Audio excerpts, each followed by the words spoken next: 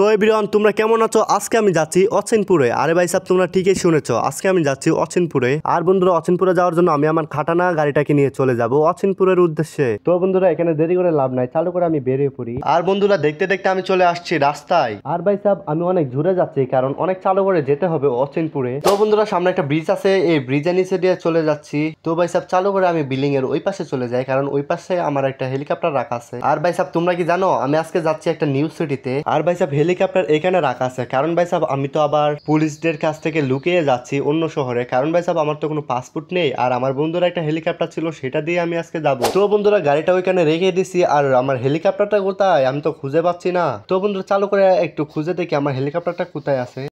A few moments later.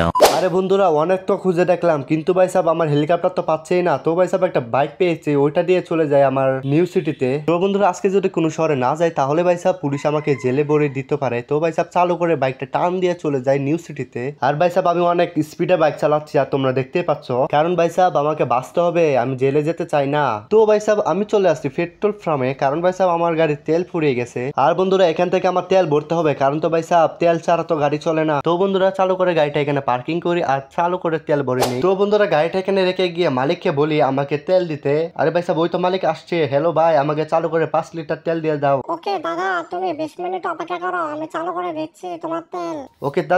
ওকে দাদা তুমি চালু করে দিয়ে দাও, আমার অনেক দূর যেতে হবে।